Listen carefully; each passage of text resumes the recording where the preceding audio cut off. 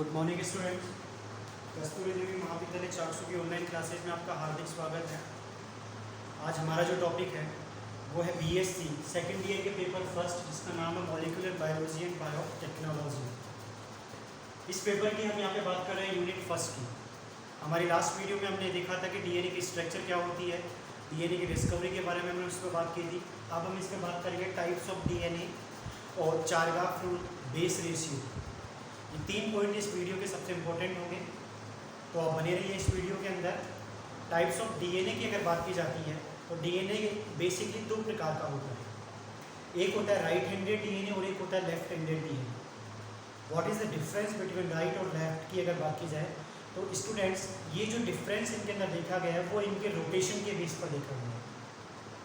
क्योंकि जब हम हेलिक्स को रोटेट करते हैं, इसका जो रोटेशन होता है, अगर ये रोटेशन क्लॉकवाइज है, मतलब घड़ी की घूमने की दिशा में है, तो इसको हम क्या बोल देते हैं, राइट हैंडेड। और ये रोटेशन अगर एंटी क्लॉकवाइज है, मतलब घड़ी की घूमने की विपरीत दिशा में है, तो इसको क्या बोला जाता है, एंटी क्लॉकवाइज, या इसको हम बोलते हैं left handed.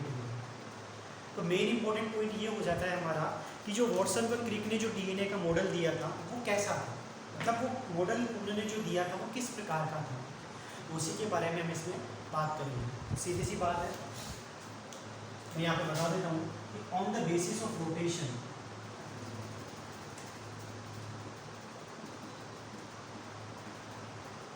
On the basis of rotation DNA has 2 types.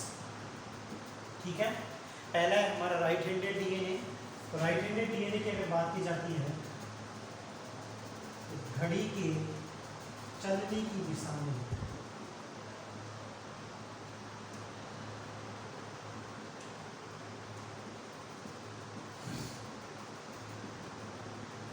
घड़ी के चलने की दिशा में घूमना है, तो इसी को हम बोलते हैं क्लॉकवाइज।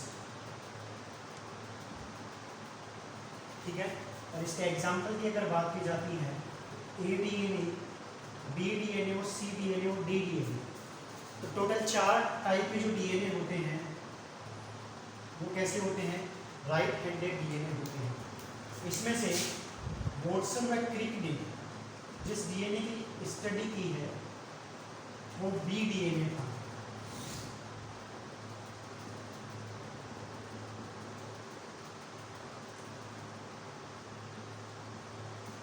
वॉटसन व क्रिक ने बी डीएनए मॉडल प्रस्तुत किया है।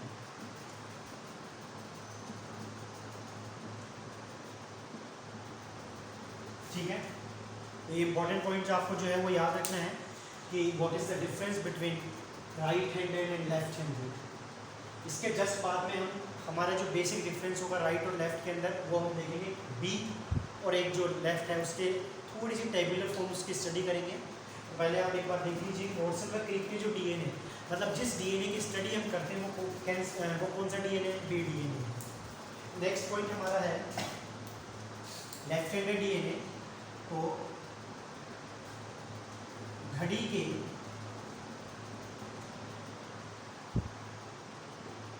चलने के विपरीत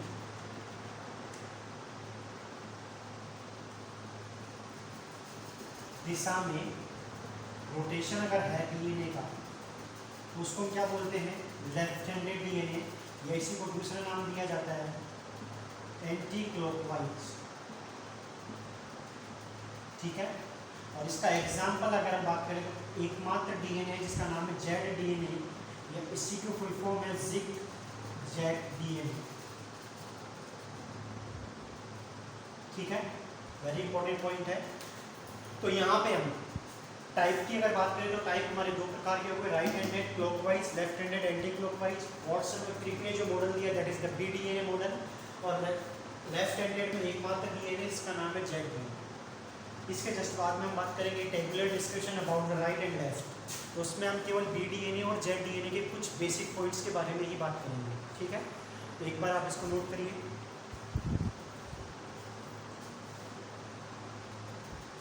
तो नेक्स्ट पॉइंट है कंपैरिजन बिटवीन द राइट और लेफ्ट हैंडेड डीएनए। कंपैरिजन के लिए हमने यहाँ पे 2 डीएनए सेलेक्ट किए हैं। First one is B DNA और सेकंड है हमारा जेड डीएनए। बी डीएनए की अगर बात की जाती है तो बी डीएनए की डायमीटर ऑफ हेलिक्स, मतलब हेलिक्स का जो व्यास होता है, हेलिक्स हम बोलेंगे ये,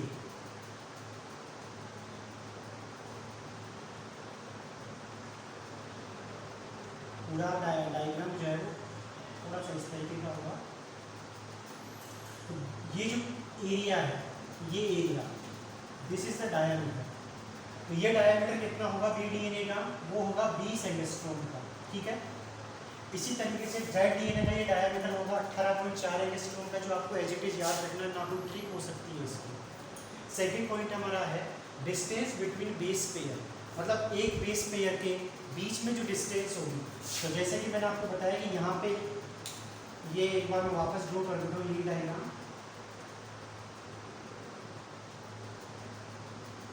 ठीक है। तो यहाँ पे मैंने कहा कि ये जो रेड कलर से मैं डिनोट कर रहा हूँ एंड फिर एंड, तो यहाँ पे आपको जो मैं ब्लैक लाइन से अब दिखेगा ये जो गैप, ये गैप कितना होगा 3.4 एंगस्ट्रॉम। क्लियर बात है यहाँ पे, यानी कि एक बेस पेयर के बीच में जो गैप होगा वो कितना होगा 3.4। तो इस तरीके से टोटल हेलिक्स की लंबाई, हेलिक्स किसे बोलेंगे, तो ये अगेन एक बार एक डायग्राम वापस मैं ड्रॉ करता हूँ जिसमें केवल मैं हेलिक्स को ही दिखाऊंगा।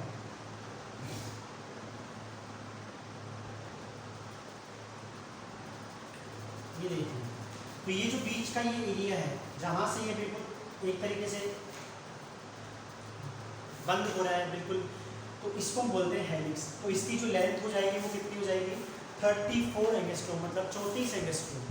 तो इस बेस पर अगर हम थोड़ा सा दिमाग लगाएं कि एक बेस पेयर में 3.4 का गैप है, टोटल 34 एंगस्ट्रॉम की लेंथ बता रहे हैं, तो कितने बेस पेयर हो सकते हैं इसमें 10 बेस पेयर।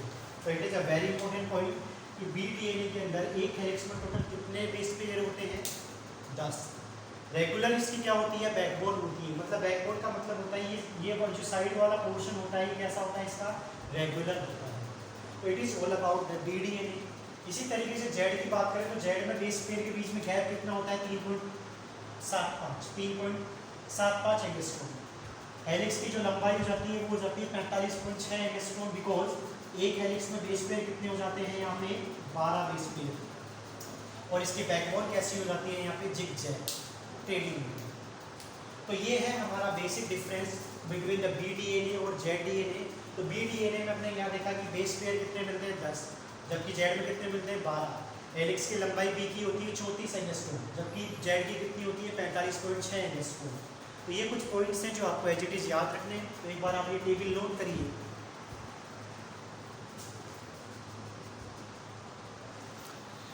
नेक्स्ट पॉइंट हमारा है चारगाफ रूल। चारगाफ रूल की अगर बात की जाती है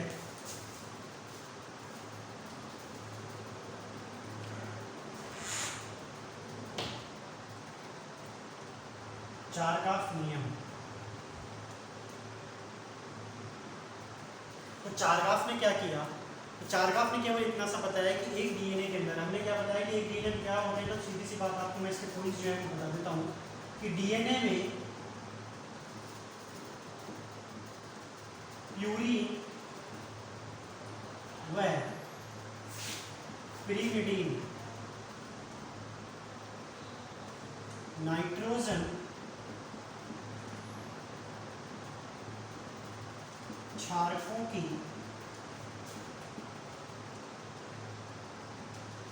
की मात्रा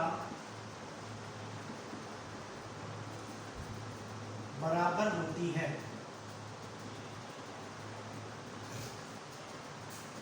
इसका मतलब क्या हुआ, तो इसके according purine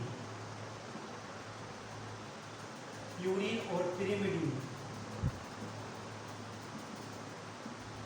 is equal. Clear बात है यहाँ पे, या यूँ कहें कि प्यूरीन की अगर बात की जाती तो प्यूरीन डीएनए के अंदर होते हैं एडेनिन और गुआनिन, और पिरिमिडीन कौन सा होता है साइटोसिन व थाइमिन। तो चारगाफ ने क्या बताया कि एक डीएनए के अंदर जितनी मात्रा में प्यूरीन उपस्थित होगा उतनी ही मात्रा में क्या उपस्थित होगा पिरिमिडीन उपस्थित होगा। लेकिन जब चारगाफ से पूछा गया कि आप आरएनए के बारे में एक्सप्लेन कीजिए तो चारगाफ आरएनए के बारे में एक्सप्लेन नहीं कर पाया। और इस यही रीज़न है कि जो चारगाफ नियम होता है ये केवल किसके लिए होता है, तो it is only for applicable DNA. तो यह नियम केवल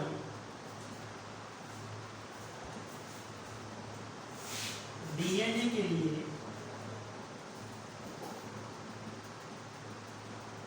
लागू है। ठीक है, इस नियम को आप एक्सप्लेन करेंगे तो इसके लिए मैं क्वेश्चन आपको यहाँ बताता हूँ। क्वेश्चन है क्या कि एक डीएनए में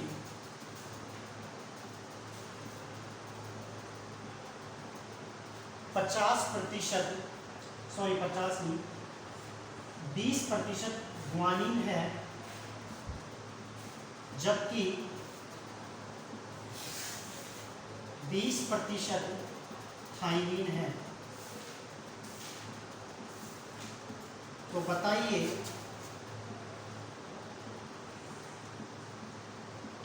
कितने प्रतिशत एडेनिन व साइटोसिन होगा। ये क्वेश्चन है। इस क्वेश्चन से आपको ये चारगाफ नियम जो है उसको समझने में थोड़ी सी आसानी रहेगी। तो इस क्वेश्चन का आंसर इतना सा सीधा सा कि आपको पता होगा कि ग्वानिन किससे बाइंड करता है, साइटोसिन से। ग्वानिन किससे बाइंड करेगा, साइटोसिन से। और थाइमिन किससे बाइंड करेगा, एडेनिन से। क्लियर बात यहाँ पे। दूसरी बात कि इनके अंदर जितनी एडेनिन और ग्वानिन की मात्रा होगी उसका जो इक्वल है वो साइटोसिन और थाइमिन की मात्रा के क्या होगा, इक्वलेंट होगा। दूसरी बात एक और है कि बॉन्डिंग की अगर बात की जाती है तो बॉन्डिंग कभी भी परसेंटेज के कम और ज़्यादा होने पर नहीं होगी। दैट मीन्स दोनों मॉलिक्यूल जब समान अमाउंट में उपस्थित होंगे तभी इनमें बंध बनेगा। तो अगर हम यहाँ से कहते हैं कि जो ग्वानिन कितना दिया हुआ है आपको, ग्वानिन दिया हुआ है 20%, तो साइटोसिन कितना हो जाएगा 20%, क्योंकि बॉन्डिंग जो है वो इक्वल है। इसी तरीके से थाइमिन आपको दिया हुआ है 20%, तो एडेनिन कितना हो जाएगा यहाँ पे हमारे पास 20%, क्योंकि दोनों की अमाउंट क्या होगी, बराबर होगी। क्लियर बात यहाँ पे। तो इस तरीके से जब इनको ऐड किया जाता है तो G प्लस C कितना हो जाता है 40%, और A प्लस P कितना हो जाता है यहाँ पे, तो इसका अमाउंट हो जाता है 40%। क्लियर बात यहाँ पे। और इसी नियम को मतलब G प्लस C और A प्लस T की अमाउंट को एक नया नाम दे दिया, और उस नया नाम क्या है, तो एक बार आप इसका आंसर नोट कर लीजिए कि जितना G होगा उतना ही C होगा। ये क्योंकि चारगाफ नियम यही बोलता है जितना प्यूरिन है उतना ही पिरिमिडिन होगा। क्लियर बात यहाँ पे।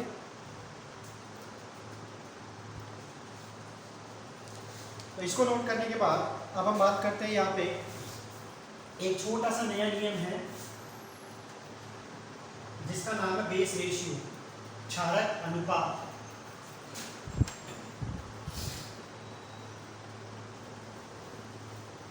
क्षारक अनुपात की अगर बात की जाए तो क्षारक अनुपात जो है वो प्रोकैरियोटिक और यूकैरियोटिक दो प्रकार के जीवों के अंदर हमें क्षारकों की अनुपात के बारे में बताता है कि इन दोनों जीवों के अंदर जो क्षारक का अनुपात होता है वो क्या होता है, कम होता है या ज़्यादा होता है। बेस रेशियो, क्षारक अनुपात।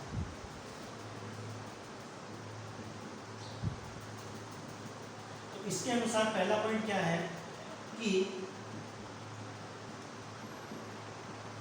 प्रोकैरियोटिक जीवों में, प्रोकैरियोटिक जीवों में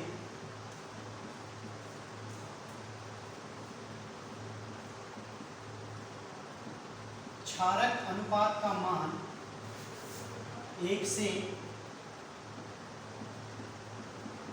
कम होता है।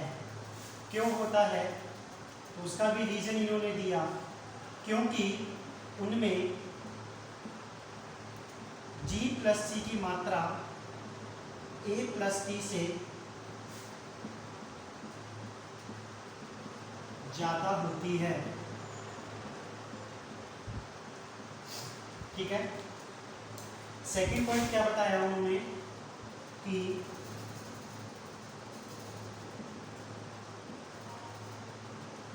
यूकैरियोटिक जीवों में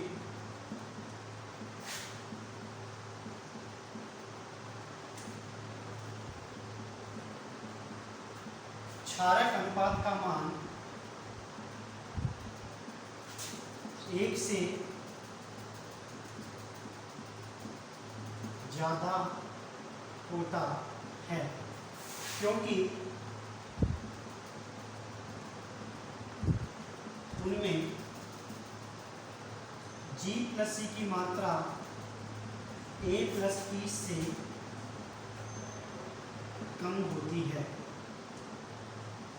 ठीक है, तो इस आधार पर वैज्ञानिक जो है उन्होंने बताया कि डीएनए के अंदर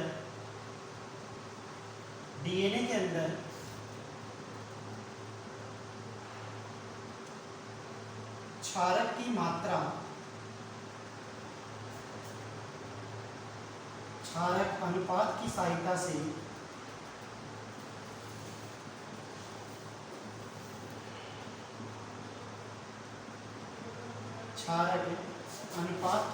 से बताई जाती है। और वो क्षारक अनुपात क्या है? तो वो है A+T divided by G+C।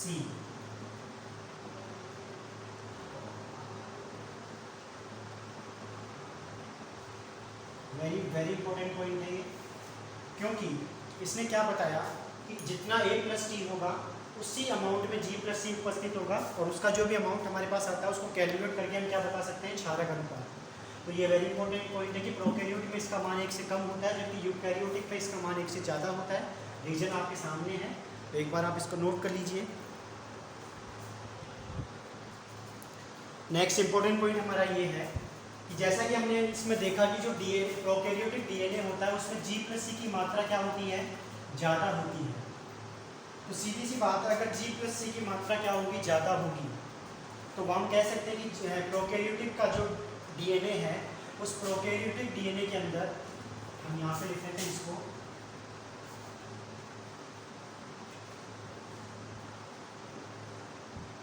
Prokaryotic gene, और एक तरफ हम लिख लेंगे यूकैरियोटिक।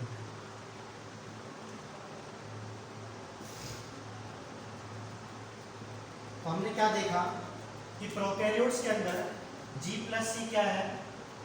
ज़्यादा है। इसका मतलब क्या होगा? हाइड्रोजन बॉन्ड की भी क्या होंगे? उसमें ज़्यादा होंगे, क्योंकि G+C में 3 हाइड्रोजन बॉन्ड होते हैं। और यही रीजन है कि इसका जो मेल्टिंग पॉइंट होगा वो क्या होगा? ज़्यादा होगा। दैट मीन्स इसकी जो स्टेबिलिटी है वो क्या होगी? ज़्यादा होगी। इसलिए कहा जाता है कि प्रोकैरियोटिक का जो डीएनए होता है वो यूकैरियोट्स की तुलना में क्या होता है? स्टेबल होता है।